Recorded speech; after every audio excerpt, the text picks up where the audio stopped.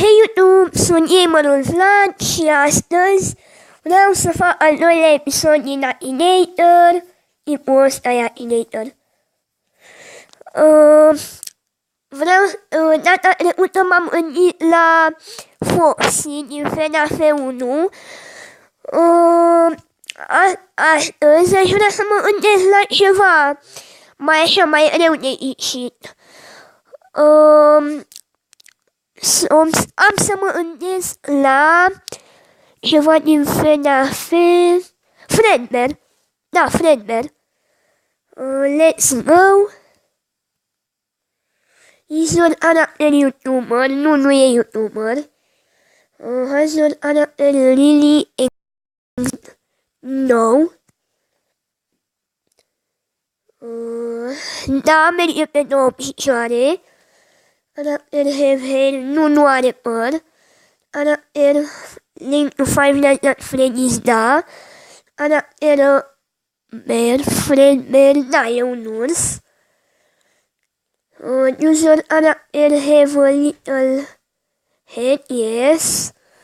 User caracter brown, no. User caracter have golden skin, yes. Caracter have sharp teeth, yes. User character from Five Nights at Freddy's Part 2, yes. Character made of... nu știu dacă e făcut chiar din aur, adică e auriu, da? Da, nu cred că e făcut din aur. Da? Nu știu, nu zic și eu. User character like... Bă, de unde le zicește?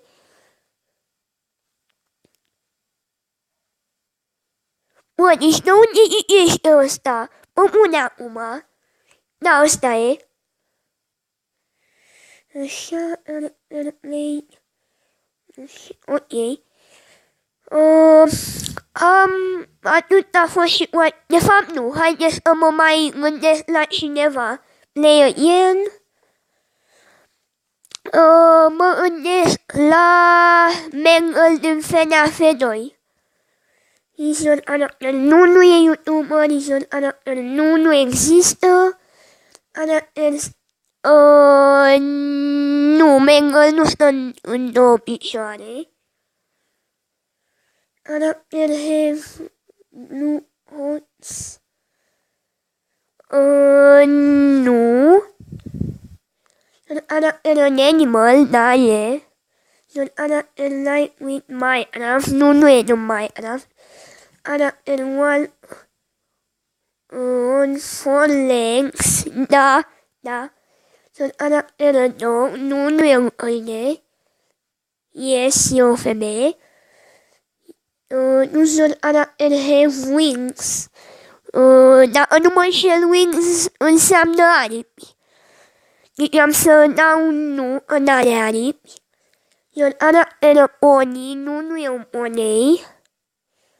Your character from a video game, yes. Your character from Five Nights at Freddy's, yes. Use your character scare people, da, ne sperie pe toți.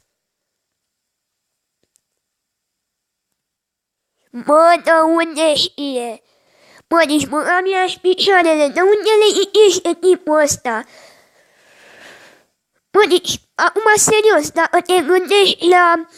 Dacă te gândești, adică nu a pus întrebarea dacă e din FNAF 4, dacă mă gândeam la Mangle aia din FNAF 4, pe aia mă întreba dacă e din FNAF 4 și o arăta pe aia, what the fuck?